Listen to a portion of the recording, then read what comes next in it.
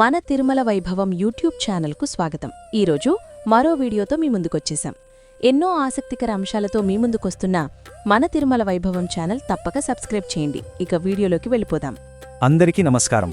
సరే, ఈరోజు మనం హిందూ తెలుగు క్యాలెండర్లో చివరిదైన 12వ మాసమైన ఫాల్గుణ మాసం గురించి, దాని ఆధ్యాత్మిక ప్రాముఖ్యత గురించి మాట్లాడుకుందాం. ఇది కేవలం ఒక నెల ముగింపు మాత్రమే కాదు, ఆధ్యాత్మికంగా చూస్తే ఒక కొత్త ఆరంభానికి సూచిక అని కూడా చెప్పొచ్చు. మరి ఈ ప్రయాణాన్ని కొన్ని ఆసక్తికరమైన ప్రశ్నలతో మొదలు పెడదామా? ఆలోచించండి. సంవత్సరంలో ఆఖరి నెల, కొత్త సంవత్సరానికి ముందు వచ్చే ఈ సమయం దైవిక అనుగ్రహం పొందడానికి ఒక ప్రత్యేకమైన ద్వారం లాంటిది అని ఎందుకంటారు? దీని వెనుక ఉన్న రహస్యం ఏమై ఉంటుంది? అలాగే ఈ నెలలో ఒక ప్రత్యేకమైన, చాలా పురాతనమైన వ్రతముంది.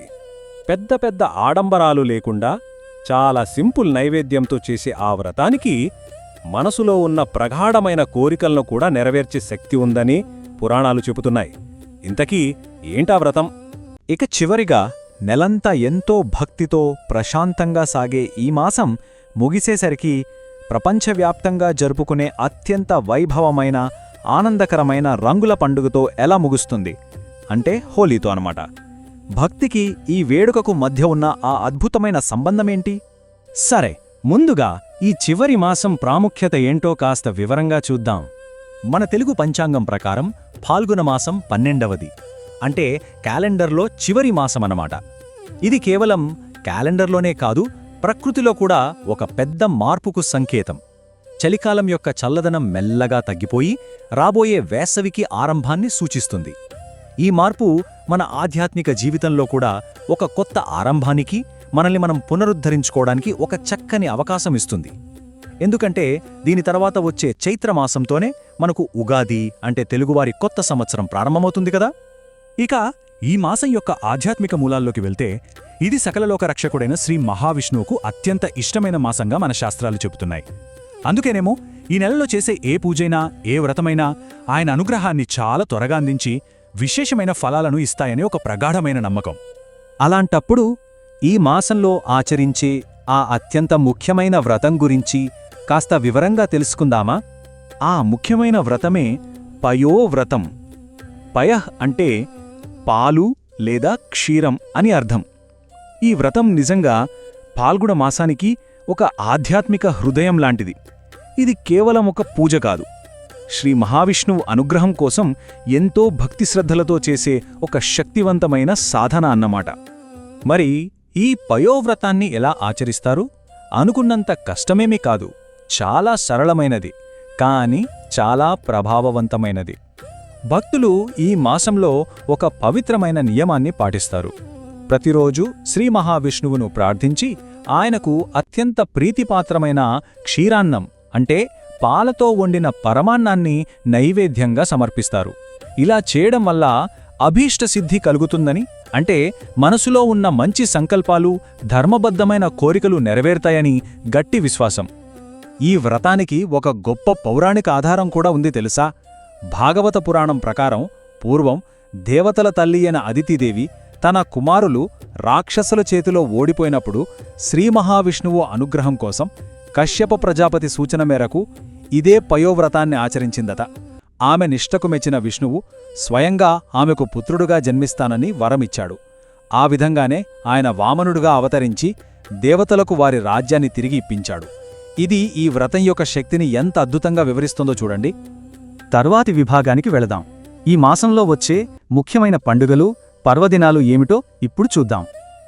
ఉదాహరణకి 2026 సంవత్సరంలో చూసుకుంటే ఫాల్గుణ మాసం ఫిబ్రవరి 18న ప్రారంభమవుతుంది.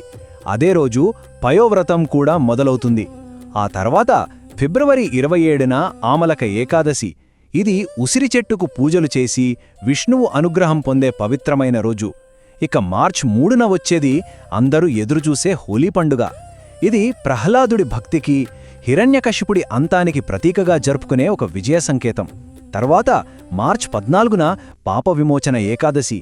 పేరుకు తగ్గట్టే మన తెలిసి తెలియక చేసిన పాపాలను హరింపచేసే శక్తివంతమైన రోజు. మార్చి 17న మాస శివరాత్రి వస్తోంది. ఇది శివభక్తులకు ఎంతో పవిత్రమైనది. చివరిగా మార్చ్ 18న అమావాస్యతో ఈ పవిత్రమైన ఫాల్గుణమాసం ముగిస్తోంది. ఇప్పుడు మనం చివరి విభాగానికి చేరుకున్నాం. మనం మొదట్లో వేసుకున్న ప్రశ్నలకు సమాధానాలు తెలుసుకుని ఈ మాసం యొక్క అసలైన సారాంశాన్ని అర్థం చేసుకుందాం. మన మొదటి ప్రశ్నకు సమాధానం ఇదే. సంవత్సరంలో చివరి మాసమైనప్పటికీ ఇది సాక్షాత్తు శ్రీ మహావిష్ణువుకు అత్యంత ప్రీతిపాత్రమైనది కావడం మరియు పయోవ్రతం వంటి శక్తివంతమైన సాధనల ద్వారా ఆయన అనుగ్రహాన్ని సులభంగా పొందే అవకాశం ఉండడం వల్ల ఇది దైవిక ఆశీర్వాదాలకు ఒక విశిష్టమైన ద్వారంగా పరిగణించబడుతోంది.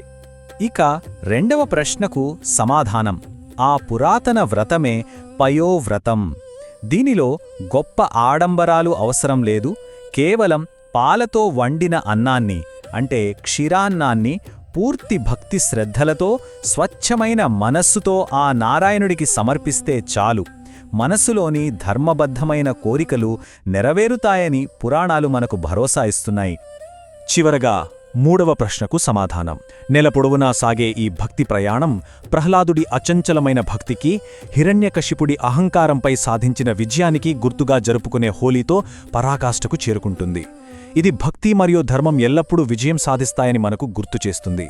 భక్తితో కూడిన ప్రశాంతత ఆనందకరమైన వేడుకగా మారడం ఈ మాసం యొక్క అద్భుతమైన ముగింపు. ఫాల్గుణ మాసం మనకు అందించే ఈ ఆధ్యాత్మిక చైతన్యాన్ని మనలో నింపుకుంటూ ఆ వాసుదేవుణ్ణి స్మరించుకుందాం. ఈ మంత్రాన్ని జపించడం మనసుకు ప్రశాంతతను చేకూరుస్తుంది. ఓం నమో భగవతే వాసుదేవాయ. చూశారు కదా, ఒక మంచి వీడియో. ఇలాంటి మరిన్ని మంచి వీడియోల కోసం మన తిరుమల వైభవం ఛానల్ తప్పక సబ్స్క్రైబ్ చేయండి. మరియు ఈ వీడియో కూడా లైక్ మరియు షేర్ చేయండి. అన్నట్టు క్రింద డిస్క్రిప్షన్లో ఉన్న మన వాట్సాప్ ఛానల్ తప్పక ఫాలో అవ్వండి. అక్కడ మరిన్ని ఆసక్తికర విషయాలు తెలుసుకోవచ్చు.